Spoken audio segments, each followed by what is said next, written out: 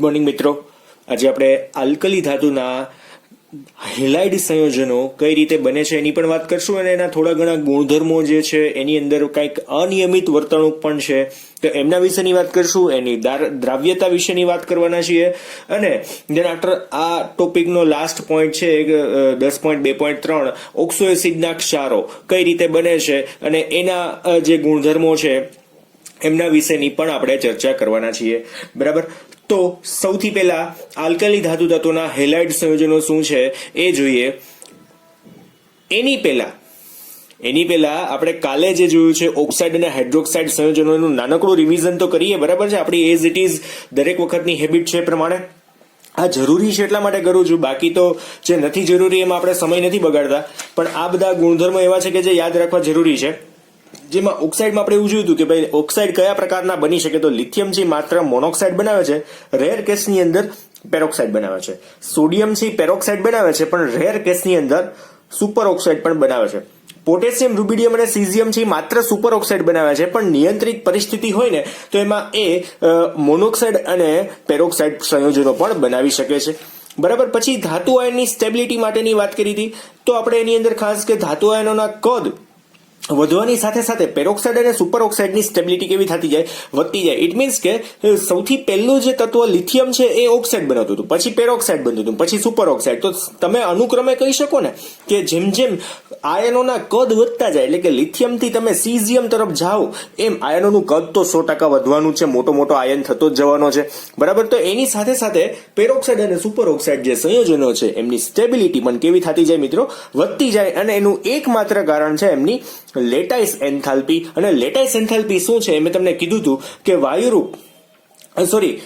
એક મોલ ઘન પદાર્થ કાં તો ઘન આયનીય ઘનમાંથી તમારે વાયુરૂપ ઘટક આયનોને છૂટા પાડવા માટે જરૂરી ઉર્જા જે છે એને આપણે શું કહી શકીએ, લેટાઇસ એન્થાલ્પી. હવે એ ઉર્જા જો વધારે આપવી પડે તો એનું કારણ એવું સમજવાનું કે એ અણુ જે છે એ વધારે સ્ટેબલ છે. દાખલા તરીકે NaCl સોલિડ ફોર્મમાં છે, એમાંથી Na+ ગેસિયસ ફોર્મ અને Cl- ગેસિયસ ફોર્મમાં તમારે લઈ જવો છે, ગેસિયસ એટલે વાયુ અવસ્થાની અંદર. તો એ બે અણુને છૂટા તો પાડવા પડશે. જો એની ઉર્જા વધારે છે તો એનું કારણ એવું સમજવાનું કે એમની સ્ટેબિલિટી કેવી છે, વધારે છે, એની વચ્ચેનો જે બંધ છે એ કેવો છે, થોડોક વધારે પ્રબળ છે. બરાબર છે. ત્યાર પછી આપણે જોયું હતું હાઇડ્રોક્સાઇડ સંયોજનો. તો હાઇડ્રોક્સાઇડ સંયોજનો કઈ રીતે બને છે એની 3 જુદી જુદી રિએક્શન આપી હતી. એમાં ખાસ જાણવાનું કે ભાઈ ઓક્સાઇડ અને પેરોક્સાઇડ સંયોજનો સામાન્યતઃ રંગવિહીન હોય છે. સુપર ઓક્સાઇડ સંયોજનો કેવા કલરના હોય છે, પીળા અથવા તો નારંગી રંગના આપણને જોવા મળે છે. પછી એક મોસ્ટ ઇમ્પોર્ટન્ટ કે અહીંયા આપણે એવું લખ્યું હતું સુપર ઓક્સાઇડ સંયોજનો છે એમાં અયુગ્મિત ઇલેક્ટ્રોન છે જેના લીધે એનો ચુંબકીય ગુણ જે છે એ કેવો છે, અનુચુંબકીય છે. અને એ કઈ રીતના, તો અહીંયા MO અને O આ રીતના મેં દોરેલા છે. હવે એની સાથે જોજો ને અહીંયા મેં છે ને એક અયુગ્મિત ઇલેક્ટ્રોન બતાવેલો છે. એ અયુગ્મિત એકલો ઇલેક્ટ્રોન છે જેના લીધે આપણે એમ કહી શકીએ કે એનો ગુણ કેવો છે, અનુચુંબકીય છે. બરાબર છે. આ બંધારણ તમારે ઓનલાઈન જોવું તો જોઈ શકો છો. એ લોકો અલગ રીતે બતાવે છે, M+ અને O- આ રીતનું કંઈક બંધારણ બતાવતા હોય છે સામાન્યતઃ. પણ આ સાચામાં સાચું બંધારણ બની રહેશે તમારા માટે અને તમે સમજી શકશો કે એકલો ઇલેક્ટ્રોન છે. જો બે જોડીમાં હોય તો એને એકલો આપણે ઇલેક્ટ્રોન કહેશું નહીં. જો એકલો ઇલેક્ટ્રોન ના હોય તો એ પ્રતિચુંબકીય કહેવાય. આમાં એકલો ઇલેક્ટ્રોન એક વધે છે, ધેટ્સ વાય એને અનુચુંબકીય આપણે કહી શકીએ. બરાબર. અને ચુંબકીય ગુણ મેં તમને લોકોને ઓલરેડી સંકરણમાં સમજાવેલા છે કે કેવી રીતના હોય. બરાબર, ચાલો. ત્યાર પછી વધારે વાત કરી હતી કે ભાઈ હાઇડ્રોક્સાઇડ સંયોજનો છે એ વધારે પ્રબળ, ઉષ્માક્ષેપક ગુણ. એનું કારણ છે એની જલીયકરણ વધારે થાય છે, ફટાફટ જલીયકરણ થાય, કેમ કે OH છે તો પાણી સાથે પણ H બંધ બનાવવાનો ગુણ વધારે હોય હાઇડ્રોક્સાઇડ સંયોજનોનો. પછી વધારાની વાત કે ભાઈ MOH પ્રકારના દરેક હાઇડ્રોક્સાઇડ જે છે એ કેવો ગુણ ધરાવે છે, બેઝિક ગુણ ધરાવે છે. તમને લોકોને ખબર છે NaOH બેઝિક છે, LiOH બેઝિક છે, KOH છે એ બેઝિક છે. તો આ બધા બેઝિક ગુણ ધરાવે છે. આ OH જેટલા છે એટલી બેઝિકતા એની વધારે છે એવું આપણે કહી શકીએ. પછી એક વધારાની વાત કે લિથિયમ સિવાયના દરેકના હાઇડ્રોક્સાઇડ છે એ ગરમ કરીએ ને તો એમાં વિઘટન થતું નથી. લિથિયમના હાઇડ્રોક્સાઇડનું વિઘટન થાય છે. તો શેમાં વિઘટન થાય, તો લિથિયમના ઓક્સાઇડમાં વિઘટન થઈ જાય અને પાણીનો અણુ ત્યાં મુક્ત થાય છે. તો આગળ જ પ્રક્રિયા જોઈ કે ભાઈ ઓક્સાઇડ સંયોજન છે એનું પાણી સાથે પ્રક્રિયા કરો તો હાઇડ્રોક્સાઇડ બને. જો મેં બતાવ્યું હતું લિથિયમનો દાખલા તરીકે અહીંયા ઓક્સાઇડ હોત તો M = લિથિયમ હોત તો પાણી સાથે પ્રક્રિયા કરી તો શું બની જાય, હાઇડ્રોક્સાઇડ બની જાય. એટલે એનું વિઘટન થઈને આવું કંઈક બને છે. પણ એની સાપેક્ષમાં આ બધાનું વિઘટન થઈને પાછું આવું બનતું નથી. એક જાણવા જેવી બાબત હતી અને મેં અહીંયા તમને એક્સ્ટ્રા કીધું હતું. બરાબર છે. આપણો ઘણો બધો ટાઈમ આમાં જતો રહ્યો છે રિવિઝનમાં. મેં તમને લોકોને આમ તો જો કે કાલના લેક્ચરમાં પણ છેલ્લે રિવિઝન કરાયું હતું, પણ આ જરૂરી પોઈન્ટ હતા એટલે મેં તમને ફરી પાછા બીજી વખત કહી દીધા. ચાલો હવે આજનો જે પોઈન્ટ છે એમાં આગળ વધીએ. તો આલ્કલી ધાતુ તત્વો જે છે એમના હેલાઇડ આપણે બનાવવાના છે. બરાબર. તો આલ્કલી ધાતુ તત્વો આપણે લખીએ, બધા જ આલ્કલી તત્વો, આલ્કલી ધાતુ તત્વો કેવા? તો કે ભાઈ mx પ્રકારના શું બનાવે છે? હેલાઇડ બનાવે છે. બરાબર છે. જ્યાં આપણે શું કહી શકશું કે ભાઈ x બરાબર કોણ? તો FCl Br અને બીજું કોણ આવશે? I. આના સિવાય બીજા કોઈ જ નહીં. બરાબર છે. તો હવે આ આપણે સંયોજનો કઈ રીતના બને છે તેની વાત કરીએ કે આ સંયોજનો કઈ રીતના બને છે. ફોર એક્ઝામ્પલ આપણે સીધી વાત કરીએ, બનાવટ. આવી રીતના લખી નાખીએ, બનાવટ. કઈ રીતના આ સંયોજનો બનાવી શકાય? તો દાખલા તરીકે આપણી પાસે ધાતુના ઓક્સાઇડ સંયોજન છે. દાખલા તરીકે મારી પાસે છે Li2O છે. હવે એની પ્રક્રિયા 2 moles of HCl સાથે કરું છું. કોની સાથે? 2 moles of HCl સાથે. શું બનશે ખબર છે? 2 moles of LiCl. લિથિયમનો ક્લોરાઇડ એટલે કે MX પ્રકારનો ક્લોરાઇડ બન્યો, વત્તા બીજું શું છૂટું પડી જશે? તો 2 હાઇડ્રોજન અને 1 ઓક્સિજન, એટલે શું બનશે અહીંયા? H2O. બરાબર છે. બીજી રિએક્શન આપણે આમાં જોઈએ. દાખલા આ તો ઓક્સાઇડ છે, હવે એના બદલે હાઇડ્રોક્સાઇડ છે આપણી પાસે. દાખલા તરીકે હું અહીંયા લઈ લઉં છું NaOH. શું લઉં છું? NaOH. બરાબર. વત્તા હું 1 મોલ જ HCl કરું છું, 1 જ મોલ HCl. તો અહીંયા શું બનશે? તો કે ભાઈ Na અને Cl, એટલે આ M પ્રકારનો ધાતુ છે અને X પ્રકારનો કોણ છે? ક્લોરીન છે. દરેક વખતે ક્લોરીન લ્યો એવું કઈ જરૂરી નહીં. બરાબર છે. પણ અહીંયા HCl ઉમેરવાની વાત છે એટલા માટે આપણે એમ કહી શકીએ કે દરેક વખતે ક્લોરીન લ્યો તો વધારે સારું. બરાબર છે. વધારાનું શું છૂટું પડશે? H2O. તમે સમજી શકો છો ને, અહીંયાથી OH અને અહીંયાથી H એટલે H2O. તો આ Na અને Cl બે ભેગા થઈ જાય. બરાબર છે. ચલો અને લાસ્ટ વન, આના બદલે આપણે દાખલા તરીકે કરીએ છીએ સોડિયમનો કાર્બોનેટ છે, Na2CO3 છે. એની પ્રક્રિયા આપણે કરીએ 2 moles of HCl સાથે. શું કામ? એને 2 મોલ? કેમ કે 2 સોડિયમ છે તો 2 ક્લોરીનની જરૂર પડશે. અને અહીં શું બનાવી નાખું છું? 2 NaCl બની જાય, વત્તા વધારાનું શું બનશે? તો જો અહીંયા CO3 છે અને 2 હાઇડ્રોજન છે, 2 હાઇડ્રોજન છે ને, તો એનું 1 ઓક્સિજન સાથે પ્રક્રિયા કરીને અહીંયા શું બનાવી નાખીએ? H2O. તો CO3 માંથી 1 ઓક્સિજન આમાં જતો રહ્યો, તો વધ્યા શું? તો CO2. આમ જોઈએ તો સાદી સોડાનું મિક્સચર થઈ ગયું. સાદી સોડાનું મિક્સચર કઈ રીતના? તો તમે સાદી સોડામાં નાખો શું? જો સાદી સોડા કોની હોય? H2O અને CO2 થી બનેલી સાદી સોડા હોય. ખબર છે ને? પાણીની અંદર પ્રેશરથી CO2 એડ કર્યો હોય. પછી તમે વધારાનું શું કરો કે જમીન ગયા હોય તો જેઠાલાલની જેમ તમે એની અંદર શું કરો? મીઠું નાખી દો, કાં તો મસાલો નાખો છો. તો આ NaCl નાખ્યું, આમ કમ્પ્લીટ મસ્ત સાદી સોડા બની ગઈ. ફટાફટ પી જવાની વાત છે. બરાબર. બાકી ગેસ ઉડી જાય. કોણ? CO2 ઉડી જાય, બીજું કાંઈ નહીં. તો અહીંયા આ 3 જે છે એ બનાવટની પ્રક્રિયા છે. અને ખાસ આ પ્રક્રિયાઓમાં આમાં મેઇન પોઈન્ટ ખાસ છે કે આ પ્રક્રિયાઓમાં આપણે એમ કહી શકીએ કે MX ની સર્જન એન્થાલ્પી નું મૂલ્ય કેવું હોય છે? ઋણ હોય છે. એનો મિનિંગ શું? કે પ્રક્રિયા દરમિયાન ઉર્જા મુક્ત થાય છે. આ 3 પ્રક્રિયા હતા. આપણે દાખલા તરીકે ત્યાં MX પ્રકારના હેલાઇડ બનાવી છે. કોઈ પણ 2 તત્વો એકબીજા સાથે ભટકાઈને જોડાય તો ઉર્જા મુક્ત થાય ને, તો એવી પ્રક્રિયા સૌથી ફાયદાકારક હોય. તમારે બેયને ભેગા કરવા ઉર્જા દેવી પડે અને પછી 2 ભેગા થાય પરાણે, તો એવી કોણ માથાકૂટ કરે? એના કરતા ભેગા થાય અને ઉર્જા મુક્ત થતી હોય તો વધારે ફાયદો થાય અને એ પ્રક્રિયા સરળતાથી થાય, ઓછી ખર્ચાળ થઈ જાય. બરાબર છે. ઓલામાં તો શું થાય કે 2 પ્રક્રિયાનો ખર્ચો કરવાનો પ્લસ એને ભેગા કરવાનો ખર્ચો કરવાનો. આ તો એના જેવું છે, કમાતાનો હોય લગ્ન કરી દે, માથે જ પડે. બરાબર. કમાતા હોય લગ્ન કરે, 2 જણા કમાતા હોય લગ્ન કરે તો કેવો ફાયદો થઈ જાય? પૈસા આવી જાય બધાને. ટૂંકમાં ભેગા થઈ ગયા, ટૂંકમાં કમાવાવાળા, એના જેવી વાત. એટલે આ સમજી શકો એ લોકોને ઠીક છે, બાકી કાંઈ વાંધો નહીં. હજી ઉંમર ઓછી છે એટલે આપણી. તમારી સોરી. ચલો હવે જે વાત છે એની અંદર આગળ વધીએ તો આ પ્રક્રિયાની અંદર એમએક્સ ની સર્જન એન્થાલ્પી કેવી છે, ખાસ કરીને ઓછી છે, ઋણ મૂલ્ય જે ધરાવે છે એ સારામાં સારી બાબત છે, આની ઋણ મૂલ્ય છે જ. ચલો ત્યાર પછી હવે અનિયમિત વર્તણૂકની અંદર આગળ વધીએ તો આ સર્જન એન્થાલ્પીમાં અનિયમિતતા આપણે એવો એક આખો પોઈન્ટ આની અંદર બનાવી નાખીએ. ખાસ ધ્યાન આપજો, એમએક્સ ની સર્જન એન્થાલ્પીમાં સર્જન એન્થાલ્પીની સંજ્ઞા આપણે લખીએ delta F H. Formation, F એટલે શું? ફોર્મેશન. અને ડેલ્ટા એચ કોની નિશાની છે? એન્થાલ્પીની. ફોર્મેશન એટલે સર્જન, ફોર્મેશન એટલે બનાવવું ને સર્જન કહી શકાય. બરાબર છે? તો અહીંયા હું કાઉન્સમાં લખું છું એમએક્સ ની સર્જન એન્થાલ્પીમાં અનિયમિતતા શું છે એ આપણે અત્યારે જોવાની છે. અનિયમિતતા કઈ આની અંદર જોવા મળે છે. બરાબર, આને આપણે એક અંડરલાઈન થી આમ બતાવી દઈએ વ્યવસ્થિત કે એની અંદર અનિયમિતતા છે તો આ પોઈન્ટ છે, આની અંદરનો પેટા પોઈન્ટ છે એમ કહીએ તોય ચાલશે. બરાબર છે? ચાલો તો સૌથી પહેલો પોઈન્ટ આની અંદર લખીએ. સૌથી પહેલો પોઈન્ટ ધ્યાન આપજો આની અંદર કે ભાઈ ડેલ્ટા એફએચ નું મૂલ્ય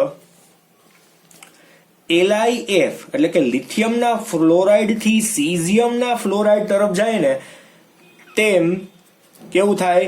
ઓછું ઋણ થતું જાય છે. ઓછું ઋણ થતું જાય છે. એટલે કે માઇનસ જે મૂલ્ય મળે છે કેવું થતું જાય? ઘટતું જાય. દાખલા તરીકે આનું -300 છે તો અહીંયા પહોંચે ને ત્યાં -100 મૂલ્ય જોવા મળે, કિલો જૂલ પ્રતિ મોલ -100. ઇટ મીન્સ નેગેટિવ મૂલ્યની અંદર ઘટાડો થાય કાં તો પોઝિટિવ વેલ્યુની અંદર વધારો થાય એવું આની અંદર આપણે કહી શકીએ. બરાબર છે? હવે આની અંદર આ તો ફ્લોરાઇડ ની વાત થઈ ગઈ. હવે આના સિવાયના જો આમાં ઘટતું જાય છે, મેં શું કીધું છે? ઓછું ઋણ થતું જાય છે કાં તો આપણે એમ કહી શકીએ ઘટતું જાય છે. બરાબર છે? અને એનાથી ઊંધું આપણે જો કહીએ તો શું વાત કરી શકશું? તો LiCl થી CsCl તથા LiBr થી CsBr, આમ તો સંયોજનો આવા બનતાય નથી, અને LiI થી CsI તરફ જતા ડેલ્ટા એફએચ ના મૂલ્યો વધુ ઋણ થતા જાય છે. કેવા? વધુ ઋણ થતા જાય છે. બરાબર છે? એનો મિનિંગ શું થયો કે ફ્લોરાઇડ સંયોજનો છે ને તો એની અંદર ડેલ્ટા એફએચ નું મૂલ્ય કેવું થાય? ઓછું ઋણ થતું જાય. આમાં કેવું છે? વધુ ઋણ થતું જાય છે. પેલાથી ઉલટો ગુણ છે. આ એક ખાસ યાદ રાખવા જેવો પોઈન્ટ છે. ઉલટો ગુણ છે. બરાબર? એ ભૌતિક ગુણધર્મ છે, સુકામેને છે એવું આપણે કહી શકતા નથી. ચાલો ત્યાર પછીની વાત જોઈએ તો MF સંયોજનો છે એમાં MF થી MI તરફ જાય. MF થી MI તરફ જતા આમાં શું કહી શકીએ? ડેલ્ટા એફએચ નું મૂલ્ય કેવું થતું જાય છે? ઓછું ઋણ થતું જાય છે. બરાબર છે? હવે કઈ રીતના? તો આમાં પણ આપણે એક્ઝામ્પલ બતાવી શકીએ ઓછું ઋણ કઈ રીતના. દાખલા તરીકે એક જ છે, લિથિયમનો ક્લોરાઇડ છે. લિથિયમના ક્લોરાઇડ થી નહીં, લિથિયમના ફ્લોરાઇડ થી સ્ટાર્ટ કરીએ તો ઓછું ઋણ કેવી રીતના? તો આનું સૌથી વધારે ઋણ છે, પછી LiCl હોય, પછી LiBr હોય, પછી કોણ આવશે? છેલ્લે LiI આવી જશે. બરાબર છે? આ ઋણ મૂલ્યનો ક્રમ બતાવેલો છે. ખાસ ઋણ મૂલ્યનો ક્રમ. કોનું ઋણ મૂલ્ય વધારે? તો LiF નું ઋણ મૂલ્ય સૌથી વધારે, બાકીના બધાનું ઋણ મૂલ્ય ધીમે ધીમે શું થતું જાય? ઘટતું જાય છે. તો આ તો M માટે ખાલી માત્ર Li ની વાત કરી છે. પછી તમે સોડિયમની વાત કરી શકો, પોટેશિયમની વાત કરી શકો. બરાબર છે? દરેકની અંદર જો અહીંયા આપણે ફ્લોરાઇડ, ક્લોરાઇડ, બ્રોમાઇડ, આયોડાઇડ ધાતુ આયન સરખા છે. જો આની અંદર ધાતુ આયન સરખા છે અને હેલાઇડ સંયોજન બદલે છે. ઉપર જે વાત કરી એમાં શું હતું? ધાતુ આયન બદલતા હતા અને હેલાઇડ સંયોજનો સમાન હતા. સમજો છો કઈ? અહીંયા ધાતુ આયન જુદા જુદા લિથિયમ થી સીઝિયમ કીધું છે, ક્લોરીન તો એમનેમ જ છે, બ્રોમિન એમનેમ જ હતા અને આયોડિન એમનેમ જ હતા, બરાબર. એના અંદર શું થાય કે ઋણ મૂલ્યમાં વધારો, પણ અહીંયા શું છે, ફ્લોરિન, ક્લોરીન, બ્રોમિન, આયોડિન બદલી ગયા, ધાતુ આયન સમાન થઈ ગયા, તો એની અંદર શું થાય, ઓછું ઋણ મૂલ્ય કેવું થતું જાય, ઓછું ઋણ જ થતું જાય, સોરી, કેવું થતું જાય નહીં, ઓછું ઋણ જ મૂલ્ય થતું જાય, બરાબર છે. તો આ જે પોઈન્ટ છે ને એને ખાસ તમારે યાદ રાખવાના છે. કન્ફ્યુઝન મોટું ઊભું થવાનું છે, એ ખાસ થવા દેતા નહીં, બરાબર છે. બધું લખતા જજો, વ્યવસ્થિત લખજો, નોટ ડાઉન કરજો, બાકી બધું ભેગું થવા માંડશે અને એનો કોઈ રસ્તો નથી, બરાબર છે. મેં તમને દરેક પોઈન્ટ કહી દીધા છે અને ટેક્સ્ટ બુકમાં જોશો ને તો તમને કાંઈ ખબર જ નહીં પડે, એટલે ટેક્સ્ટ બુકમાં તો હું માનું ત્યાં સુધી તમે જોતા જ નહીં. હવે લાસ્ટ પોઈન્ટ છે ગલન બિંદુ વાળો પોઈન્ટ છે, તો એ જોઈ લઈએ. ગલન બિંદુ કોના? આના. તો આપણે એમ કહી શકીએ ગલન બિંદુ અને ઉત્કલન બિંદુ ગબી અને ઉબી, બરાબર ને, ગબી અને ઉબી કેવી રીતના થશે? તો કે ભાઈ એમ એફ નું સૌથી વધારે હોય, પછી એમ સીએલ નું હોય, દેન આફ્ટર કોનું હશે, એમ બીઆર નું ઓછું થતું જશે અને એમ આઈ નું સૌથી ઓછું હશે, બરાબર. આ ગલન બિંદુનો ક્રમ છે, ગલન બિંદુ અને ઉત્કલન બિંદુનો ક્રમ. હવે આપણે આની નાની અંદર નવો પોઈન્ટ જોવાનો છે, દ્રાવ્યતાનો. પાણીમાં દ્રાવ્યતા, આ નવો પોઈન્ટ જોઈ લઈએ. પાણીમાં દ્રાવ્યતા કોની વધારે છે? પાણીમાં દ્રાવ્યતા. તો આના માટે ફરી પાછી નાનકડી એવી ડિઝાઇન કરીએ, કેમ કે આ પોઈન્ટ નવો બદલી ગયો ને. પાણીમાં દ્રાવ્યતા કોની વધારે છે, કોની ઓછી છે? તો LiF સૌથી વધારે આલ્કલી ધાતુના જે હેલાઇડ સંયોજનો છે એ પાણીમાં દ્રાવ્ય છે અને LiF છે ને પાણીમાં ઓછું દ્રાવ્ય છે. એટલે આપણે સૌથી પહેલા લખીએ LiF સિવાયના આલ્કલી ધાતુના હેલાઇડ કેવા છે? પાણીમાં દ્રાવ્ય છે, બરાબર. તો LiF ની ઓછી દ્રાવ્યતાનું કારણ શું? LiF પાણીમાં ઓછું દ્રાવ્ય છે, એનું આપણે કારણ જો જોઈએ તો કારણ શું થશે?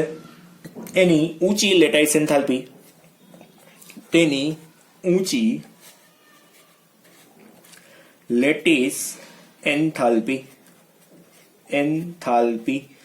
બરાબર છે. એનું કારણ શું થઈ ગયું? અહીંયા ઊંચી લેટાઇસ એન્થાલ્પી છે. લેટાઇસ એન્થાલ્પી ઊંચી. LiF ને બંધ તોડવો અતિશય અઘરો છે, ધેટ્સ વાય એમના આપણે એમ કહી શકીએ કે એની લેટાઇસ એન્થાલ્પી ઊંચી છે, સ્ટેબિલિટી વધારે છે. તો પાણીમાં કેવું થશે? એ પોતાના આયોનિક ફોર્મમાં નહીં આવે ત્યાં સુધી પાણીમાં બંધ બનશે નહીં, બરાબર છે. ધેન આફ્ટર બીજી વાત કરીએ લિથિયમના જુદા જુદા સંયોજનો માટેની. તો એમાં ખાસ એક પોઈન્ટ લિથિયમ માટે, જ્યારે લિથિયમના અન્ય હેલાઇડ કયા કયા? તો કે ભાઈ LiCl, LiBr, Li, લિથિયમનો આયોડાઇડ સંયોજનો, હેલાઇડ સંયોજનો ક્યાં દ્રાવ્ય થશે? તો કે તે લોકો ઇથેનોલમાં દ્રાવ્ય થશે. ઇથેનોલ, પાણી જેવા બધા સારા એવા દ્રાવકો છે, કાર્બનિક દ્રાવકોની અંદર આપણે લઈ શકીએ. તેના આફ્ટર આવશે એસિટોન, પછી આવશે ઇથાઇલ એસિટેટ. આ દરેકના બંધારણ છે તમે લોકો છે ને 12મા ચેપ્ટરની અંદર ભણશો, એટલે અત્યારે ખાલી નામ યાદ રાખજો કે કોની અંદર દ્રાવ્ય. તો ઇથેનોલ, એસિટોન અને ઇથાઇલ એસિટેટ જેવા કાર્બનિક દ્રાવકોમાં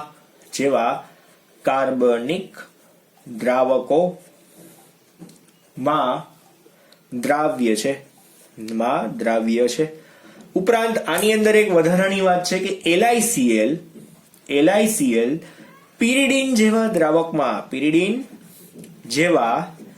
દ્રાવકમાં શું થાય છે? પણ દ્રાવ્ય છે. એટલે કે આ એક અલગ છે. LiCl નીચેનામાંથી કોની અંદર દ્રાવ્ય? તો LiCl પિરિડીન જેવા દ્રાવકની અંદર દ્રાવ્ય છે, બરાબર. વધારાની વાત, હજુ એક વધારાનું એક સંયોજન છે સીઝિયમ આયોડાઇડ. તો સીઝિયમ આયોડાઇડ પાણીમાં ઓછી દ્રાવ્યતા તેના બે આયનોની ઓછી જલીયકરણ એન્થાલ્પી ના કારણે હોય છે. બરાબર. તો અહીંયા દરેક વાત પતી ગઈ. સીઝિયમનો આયોડાઇડ છે એ પાણીમાં ઓછો દ્રાવ્ય છે, તો એનું રીઝન પણ આપણને એક્ઝેક્ટલી ખબર પડી ગઈ કે એની જલીયકરણ એન્થાલ્પી ઓછી છે. તો અહીંયા જેટલી પણ વાત હતી એ દરેક પોઈન્ટ આપણે હેલાઇડ સંયોજનો માટે આપણે અહીંયા જોઈ ગયા છીએ. હવે આપણે જે જોવાનું છે ઓક્સો એસિડના ક્ષાર, પણ હેલાઇડ સંયોજનોની જો સામાન્ય વાત કરી નાખીએ તો શું વાત કરીએ આપણે? હેલાઇડ સંયોજનો MX પ્રકારના હેલાઇડ બનાવશે, જ્યાં X બરાબર કોણ? તો FCl BRI. M બરાબર તો તમને લોકોને ખબર જ છે કઈ રીતના બને છે. તો ઓક્સાઇડની હેલાઇડ સાથેની પ્રક્રિયા, પછી હાઇડ્રોક્સાઇડની HCl સાથેની પ્રક્રિયા, કાર્બોનેટની HCl સાથેની પ્રક્રિયાથી આપણે જુદા જુદા પ્રકારના હેલાઇડ બનાવી શકીએ ખરી. એ સર્જન એન્થાલ્પીનું મૂલ્ય એ લોકોનું કેવું હોય છે? ઋણ હોય છે. કે એ સર્જન એન્થાલ્પીનું ઋણ મૂલ્ય તો છે જ, એ તો ફાયદાકારક વસ્તુ છે જ, પણ એ ઋણ મૂલ્યની અંદર અનિયમિત વર્તણૂક છે. તો એમાં જોઈએ ને તો લિથિયમના ફ્લોરાઇડ થી સીઝિયમના ફ્લોરાઇડ, એટલે કે જો હેલાઇડ ફિક્સ છે પણ લિથિયમ થી સીઝિયમ તરફ જાય ને તો એનું મૂલ્ય, ઋણ મૂલ્ય જે છે એ ઓછું થતું જાય. મેં કઈ રીતના થાય એ તમને કીધું. પણ એના સિવાયના જે ક્લોરાઇડ, બ્રોમાઇડ અને આયોડાઇડના જે સંયોજનો છે ને એની અંદર ડેલ્ટા H નું મૂલ્ય કેવું થતું જાય છે? વધારે ઋણ થતું જાય છે. બરાબર છે, સમજી શકો છો વધારે ઋણ કઈ રીતના થતું ગયું એ. ધેન આફ્ટર બીજી વાત કે MF થી MI તરફ જાય એમ લિથિયમના ફ્લોરાઇડનું ટૂંકમાં ધાતુના ફ્લોરાઇડ થી ધાતુના આયોડાઇડ તરફ જાય એમ એ ઋણ મૂલ્ય કેવું થતું જાય છે? ઓછું થતું જાય છે. આમાં શું હતું? વધતું જાય છે. અહીંયા કેવું થતું જાય છે? ઘટતું જાય છે. એટલે કયા સંયોજનોમાં વધે છે ને કયા સંયોજનોમાં ઘટે છે તમે લોકો હવે સમજી શકો છો. બરાબર છે. પછી ત્યાર પછીની વધારાની વાત, ગલન બિંદુનો ક્રમ જે છે એ ધાતુના ફ્લોરાઇડ થી ધાતુના આયોડાઇડ તરફ જાય એમ શું થતો જાય? ઘટતો જાય છે. પાણીમાં દ્રાવ્યતાની વાત છે તો લિથિયમના ફ્લોરાઇડ સિવાયના આલ્કલી ધાતુના હેલાઇડ પાણીમાં કેવા છે? બધા જ દ્રાવ્ય છે. લિથિયમનો ફ્લોરાઇડ છે ઉંચી લેટાઇસ એન્થાલ્પીના કારણે કેવો છે? ઓછો દ્રાવ્ય છે. ત્યાર પછી લિથિયમના અન્ય સંયોજનો ક્યાં દ્રાવ્ય થઈ શકે છે? તો કે ભાઈ ઇથેનોલ છે, એસિટોન છે, ઇથાઇલ એસિટેટ, આ બધા દ્રાવકો જે કાર્બનિક દ્રાવકો તરીકે ઓળખાય છે એમની અંદર દ્રાવ્ય થઈ શકે છે. લિથિયમનો ક્લોરાઇડ છે સ્પેશિયલી ફોર LiCl જે છે એ પિરિડીન જેવા દ્રાવકની અંદર દ્રાવ્ય છે. અને ઉપરાંત એક વધારાની વાત કે સીઝિયમ આયોડાઇડ છે પાણીમાં ઓછો દ્રાવ્ય છે. એનું કારણ છે જલીયકરણ એન્થાલ્પી કેવી છે? એની ઓછી છે, જેના લીધે આપણે એમ કહી શકીએ. હવે આપણે વધારાની વાત જે બાકી છે એ ઓક્સો એસિડના ક્ષારો, એટલે આ ટોપિક આખો આપણો અહીંયા પૂરો થઈ જાય. બરાબર છે. તો આપણે નેક્સ્ટ પોઈન્ટ લખીએ 10.2.3. આ ખાસો એવો નાનો ટોપિક છે, નવો ટોપિક જ આપણે કરી નાખીએ 10.2.3, જેમાં આપણે લખીએ ઓક્સો એસિડના ક્ષારો. ઓક્સો એસિડના ક્ષારો.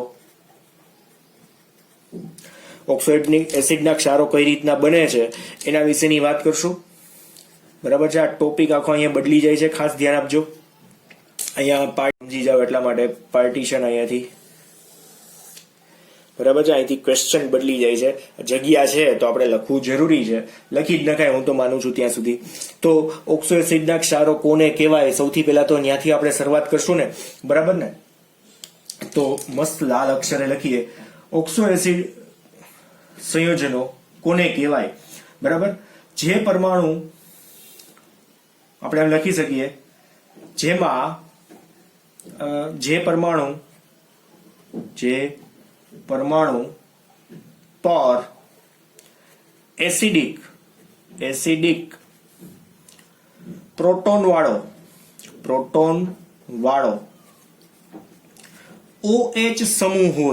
OH સમૂહ હોય. બરાબર છે. તે જ પરમાણુ કોની સાથે જોડાયેલો હોય? તે જ પરમાણુ સાથે કોણ જોડાયેલો હોય? ઓક્સો સમૂહ જોડાયેલ છે. તેને શું કહેવાય? ઓક્સો એસિડ કહેવામાં આવે છે. તેને શું કહેવાય? તો ઓક્સો એસિડ કહે છે. ઓક્સો એસિડ કહે છે. બરાબર. પેલા તો આપણને ઓક્સો એસિડ ખબર પડી ગઈ. હવે એનો ક્ષાર કઈ રીતના બને છે ને એ આપણે પછી જોશું. પેલા તો આપણે ઓક્સો એસિડ જોઈ લઈએ. બરાબર છે. તો આપણે આમાં કહી શકીએ કે કોઈ એક દાખલા તરીકે મેટલ છે કાં તો એમ છે, મેટલ નથી કહેતા આપણે, દાખલા તરીકે આમાં આપણે કહી દઈએ કે એમ છે, દાખલા તરીકે કોઈ એક એમ છે જેની સાથે કોણ જોડાયેલો છે તો કે ભાઈ OH જોડાયેલો છે, તેની જ સાથે જો O જોડાયેલો હોય, આને ઓક્સો સમૂહ કહે છે કે ભાઈ જે પરમાણુ સાથે OH જોડાયેલો છે જેમાં H પ્લસ છે, આને શું કહેવાય, એસિડિક પ્રોટોન કહેવાય, H ને શું કહેવાય, એસિડિક પ્રોટોન કહેવાય, પ્રોટોન વાળો OH સમૂહ જોડાયેલો છે, તે જ પરમાણુ સાથે કોણ જોડાયેલો છે, ઓક્સો સમૂહ જોડાયેલો હોય તો તેને શું કહેવાય, ઓક્સો એસિડ કહેવાય. હવે આ ઓક્સો એસિડનો ક્ષાર કઈ રીતના બનશે, તો આ H નું વિસ્થાપન આલ્કલી ધાતુ વડે થઈ જાય, એટલે H ની જગ્યાએ આલ્કલી ધાતુ આવી જાય તો આપણે એમ કહી શકીએ કે આને ઓક્સો એસિડનો ક્ષાર છે. બરાબર, બહુ સિમ્પલ વાત છે. તો દાખલા તરીકે આના જુદા જુદા સંયોજનો કયા કયા, તો ફોર એક્ઝામ્પલ જો હું તમને કહું ને તો અહીંયા આની જગ્યાએ કોણ આવી શકે, તો દાખલા તરીકે H2CO3 આવી શકે, H2CO3 જેનું બંધારણ કેવી રીતના થાય ખબર છે, દાખલા તરીકે અહીંયા C છે, એની સાથે જો કઈ રીતના કોણ જોડાયેલું છે, C સાથે આ બાજુ OH જોડાયેલો છે, O અને H, અને અહીંયા જો ઓક્સિજન છે એટલે M ઇક્વલ ટુ કોણ, તો કાર્બન હોઈ શકે, સલ્ફર હોઈ શકે, કોઈ પણ સંયોજન હોઈ શકે. તો અહીં જો C અને OH આવી ગયો, હજુ એક સંયોજકતા બાકી છે કેમ કે H2CO3 છે, તો અહીંયા પણ પાછો કોણ આવશે, OH. તો આ બે જગ્યાએ હાઇડ્રોજન છે, જો બે જગ્યાએ OH સમૂહ છે, બે જગ્યાએ હાઇડ્રોજન છે. આના બીજા એક્ઝામ્પલ બની શકે, H2CO3 છે, એના સિવાયનું એક H2SO4 પણ છે, ઓલાને કાર્બોનિક એસિડ કહેવાય, શું H2CO3 ને કાર્બનિક એસિડ, અને એક બીજું એક્ઝામ્પલ જે છે એ છે H2SO4 સલ્ફ્યુરિક એસિડ, રસાયણનો રાજા તમે લોકો જેને કહો છો એ. તો એમાં સલ્ફર ની સાથે કયા કયા બંધ બની શકે, તો અહીંયા દ્વિબંધ, અહીંયા દ્વિબંધ, અહીંયા સિંગલ બંધ અને અહીંયા સિંગલ બંધ. તો આની અંદર ઓક્સો સમૂહ કેટલા છે, જો ટોટલ 2 ઓક્સો સમૂહ છે, 2 OH જોડાયેલા છે, પણ OH ના આપણે જે આ હાઇડ્રોજન છે એનું વિસ્થાપન જો આલ્કલી ધાતુ તત્વો સાથે કરીએ તો આપણને જુદા જુદા સંયોજનો મળી શકે. બરાબર છે, એનું વિસ્થાપન કોના દ્વારા કરવાનું છે, આલ્કલી તત્વો દ્વારા કરતા આપણને આલ્કલી ધાતુના ઓક્સો એસિડના ક્ષારો મળે છે એવું આપણે કહી શકીએ. તો આપણે હવે આની ડેફિનેશન લખીએ, ધ્યાન આપજો આની અંદર કે ભાઈ આલ્કલી તત્વોની આ લેક્ચર થોડોક મોટો થાય તો મૂંઝાતા નહીં, સમજવા જેવું ઘણું બધું છે. આલ્કલી તત્વોની ઓક્સો એસિડ એટલે કેવા કેવા એસિડ, તો મેં એક્ઝામ્પલ આપ્યા H2SO4, H2CO3. બરાબર, ઓક્સો એસિડ સાથે ની પ્રક્રિયામાં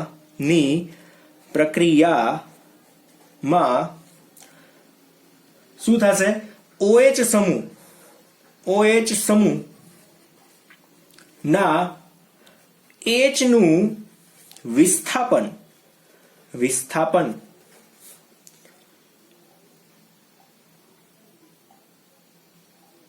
આલ્કલી તત્વોની ઓક્સો એસિડ સાથેના પ્રક્રિયામાં શું કરવાનું છે, OH સમૂહના H નું વિસ્થાપન કોના દ્વારા કરવાનું છે, આલ્કલી ધાતુ તત્વો વડે થતા શું બનશે, ઓક્સો એસિડના ક્ષાર શું થાય છે, બને છે, ઓક્સો એસિડના ક્ષાર બને છે. બરાબર, ફોર એક્ઝામ્પલ આપણે એક્ઝામ્પલ એ લખી નાખીએ કઈ રીતના આલ્કલી તત્વોની ઓક્સો એસિડ સાથેની પ્રક્રિયામાં શું થાય છે, તો કે ભાઈ OH ના H નું વિસ્થાપન આલ્કલી ધાતુ તત્વો વડે થતા ઓક્સો એસિડના ક્ષાર બને છે. તો ફરી પાછું આપણે એક્ઝામ્પલ લઈએ, હું પાછું કયું એક્ઝામ્પલ લઉં છું, H2CO3 વાળું લઉં છું. તો અહીંયા C લખું છું, અહીંયા ડબલ બોન્ડ O કરું છું, બંને બાજુ કોને આપણે જોઈન્ટ કરશું, O અને H ને. તો જો હું અહીંયા ઓક્સિજનનો રંગ એ સમાન જ રાખું છું, ખાલી હાઇડ્રોજનનો રંગ અહીંયા ચેન્જ કરું છું. અહીંયા H છે, અહીંયા કોણ છે, H છે.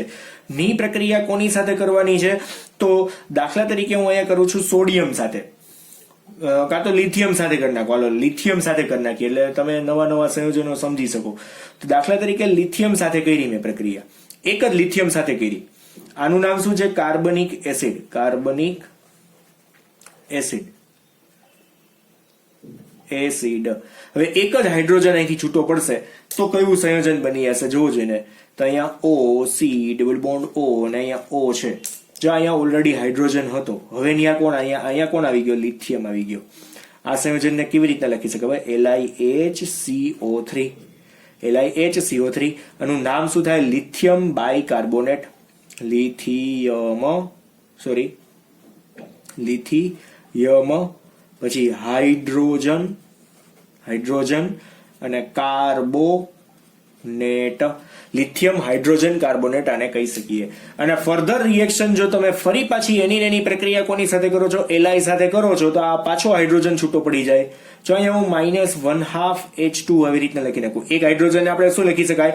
1/2H2. કોણ છૂટો પડ્યો? તો અહીંથી આ H છૂટો પડ્યો. હવે કોણ છૂટો પડશે? તો અહીંથી આ H છૂટો પડશે અને માઇનસ શું થઈ જશે? માઇનસ પાછો 1/2H2 બની જશે. અને જે સંયોજન બનશે કેવું બનશે ખબર છે? આ અહીંયા આપણે Li લખી નાખીએ. પછી એની સાથે કોણ જોઈન્ટ થશે? તો કે ભાઈ O C double bond O પાછો O અને એની સાથે કોણ ઓલરેડી હતો આ જમણી બાજુ? તો Li તો હતો જ. બરાબર છે. આ Li તો એની સાથે હતો જ. અહીંયા Li તમે સમજી જજો, થોડુંક લખાતું નથી ત્યાં એક્ઝેક્ટલી. આને આપણે શું લખી શકીએ? Li2CO3. બરાબર છે.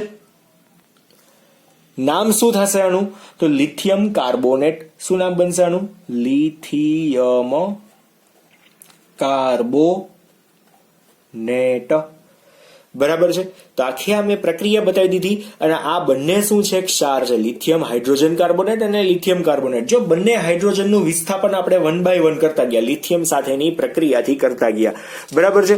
હવે આના જેવું જ છે H2SO4 વાળું સંયોજન. તો એને હું ટૂંકમાં તમને લખી દઉં એટલે તમે આમ તો સમજી જ જશો.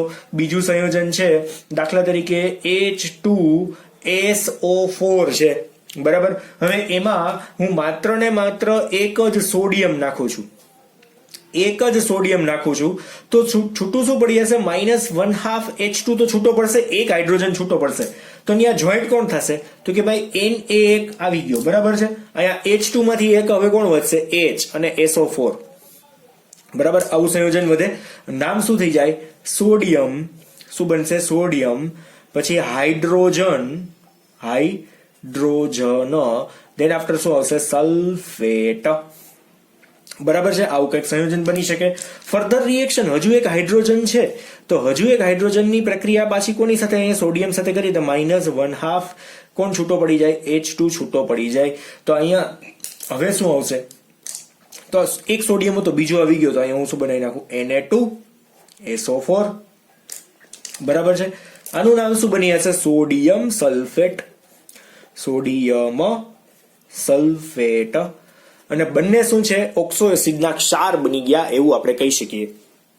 ઓક્સો એસિડ કોને કહેવાય? મેં તમને પહેલા ડેફિનેશન સમજાવી કે જે પરમાણુ સાથે OH સમૂહ જોડાયેલો હોય તે જ પરમાણુ સાથે ઓક્સિજન એકલો ઓક્સો સમૂહ જોડાયેલો હોય તો એને ઓક્સો એસિડ કહેવાય. પછી એનો ક્ષાર કોને કહેવાય? તો OH સમૂહ જે છે એના હાઇડ્રોજનનું વિસ્થાપન આલ્કલી તત્વો વડે થઈ જાય. એના હાઇડ્રોજનનું વિસ્થાપન એટલે શું? હાઇડ્રોજન છૂટો પડે ને આલ્કલી આવી જાય તો એને આપણે શું કહેવાય? ઓક્સો એસિડનો ક્ષાર. એટલે હાઇડ્રોજન સલ્ફેટ પણ ઓક્સો એસિડનો ક્ષાર છે, એને HSO4 અને આ પણ એનો જ ક્ષાર છે. બરાબર છે. આ રીતના ટૂંકમાં જુદા જુદા ક્ષારો આપણે બનાવી શકીએ ખરી. હવે આ ક્ષારોના ગુણધર્મો વિશેની વાત કરવાની છે. તો સામાન્ય રીતે જો વાત કરીએ તો મોટા ભાગે આ ક્ષારો પાણીમાં કેવા હોય છે? દ્રાવ્ય અને ઉષ્મીય રીતે કેવા હોય છે? કેવા હોય છે? સ્થાયીતા ધરાવે છે. બરાબર છે. હવે આની અંદર ઉષ્મીય રીતે તો સ્થાયી છે જ, આ તો વાત આવી ગઈ. પણ લિથિયમનો કાર્બોનેટ છે ને એ સ્થાયી નથી. અહીંયા લખીએ પરંતુ Li2CO3 ઉષ્મીય રીતે કેવો છે? અસ્થાયી છે. ફોર એક્ઝામ્પલ આપણે જો કહીએ તો Li2CO3 ડેલ્ટા તાપમાને જો પ્રક્રિયા થાય તો Li2O એટલે ઓક્સાઇડ અને કાર્બન ડાયોક્સાઇડ મુક્ત કરે છે. એટલે કે આ કાર્બોનેટનો જે ક્ષાર છે એ કેવો છે? ઉષ્મીય રીતે કેવો થઈ જાય છે? અસ્થાયી હોય છે. બરાબર છે. પછી વધારાની વાત LiHCO3 નો જે ક્ષાર બનાવ્યો હતો આપણે, LiHCO3 નો જે ક્ષાર બનાવ્યો હતો એ LiHCO3 એ સામાન્ય રીતે ઘન સ્વરૂપે હોતો નથી. હમણાં જ મેં તમને બતાવ્યો હતો ને અહીંયા આ LiHCO3 કેવા સ્વરૂપે હોય? લુગદી સ્વરૂપે હોય. લુગદી, આમ પેસ્ટ જેવો. લુગદી એટલે કેવી? તમે સવારમાં ટૂથપેસ્ટની પેસ્ટ જે લ્યો છો એ પેસ્ટ છે ને એક પ્રકારની લુગદી કહેવાય. એ તમને ભીની નો દેખાય ને કોરી નો દેખાય, એવું મિશ્રણ હોય. લુગદી ટ્યુબ જેવું, વન ટાઈપ ઓફ ટ્યુબ, સામાન્ય તો કોઈ પણ, બરાબર, જેને આપણે પેસ્ટ કહીએ છીએ. તો એ ટૂંકમાં આપણે કહી શકીએ ઘન સ્વરૂપે હોતા નથી. બરાબર છે. તો આની અંદર હવે બીજી કોઈ વાત બાકી રહેતી નથી. આઈ થિંક બધા જ પોઈન્ટ મેં તમને આમાં કહી દીધા છે. જે પણ આના લાક્ષણિકતાઓ છે એ દરેક વાતો આપણે પતી ગઈ છે. અને હવે અહીંયા આ ટોપિક આખો જે છે એ પૂરો થઈ ગયો છે એવું આપણે જાહેર કરી શકશું. તો અહીંયા ઓક્સો એસિડના ક્ષારવાળો ટોપિક પણ આખો પતી ગયો છે. મેં તમને બનાવટ આખી સમજાવી દીધી છે. અને બાકી ખાસ એની લાક્ષણિકતાઓની અંદર કાંઈ વધારાનું છે નહીં. બરાબર છે.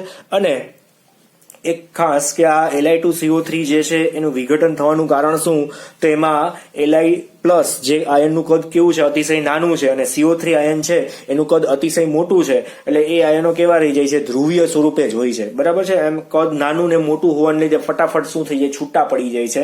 અને એ છૂટા પડે છે તો કઈ રીતના છૂટા પડે છે? તો Li2O અને CO2 તરીકે છૂટા પડે છે. બરાબર છે. એમાં Li2+ નું જે કદ છે એ નાનું છે અને CO3 2- નું કદ કેવું હોય? સામાન્યતઃ મોટું હોય એના કારણે. તો ઇટ મીન્સ કે આ પોઈન્ટ અહીંયા આખો પતી ગયો છે. ઘણા બધા MCQs આની અંદરથી નીકળી શકે છે. તમારે વ્યવસ્થિત પોઈન્ટને લખી નાખજો, નોટ ડાઉન કરી નાખજો. ટેક્સ્ટ બુકમાં બધું આખા મોટા ભેગા ફકરા આપ્યા છે. મેં તમને એક્ઝેક્ટલી પોઈન્ટ પાડીને કીધું છે કે કઈ જગ્યાએ શું કહેવા માંગે છે. આ દરેક પોઈન્ટને તમારે બહુ વ્યવસ્થિત નોટ ડાઉન કરી નાખવાના છે. બરાબર છે. 4, 5, 6 જેવા પેજ થયા છે. અને સન્ડેનો ટાઈમ પણ આમ તો જતો રહ્યો તમારા માટે. બરાબર છે. વ્યવસ્થિત વાંચીને આજના દિવસમાં જ પ્રિપેર કરી નાખજો. એટલે જે પણ MCQs પૂછાય તમને લોકોને આવડી શકે. બરાબર. ઘણા બધા MCQ આની અંદરથી બની શકે છે. JEE નીટની અંદર બેઠા પોર્શન આમાંથી પૂછાય છે. એટલે ખાસ વાંચજો, આ ચેપ્ટરને ખાસ વાંચજો. આ જ JEE નીટ છે એમ સમજીને વાંચજો, કેમ કે આ જ પૂછાય છે. બેઠી વસ્તુઓ પૂછાય છે. અને એમાં ખાસ આ ક્રમ બધા, બરાબર છે, દ્રાવ્યતા, આ ક્રમ્સ બધા પૂછાય છે, સર્જન એન્થાલ્પીના મૂલ્યોવાળા. તો આ બધી જ વસ્તુઓ તમારે યાદ રાખવી પડશે. આજે અહીંયા સુધી રાખીએ. Thank you.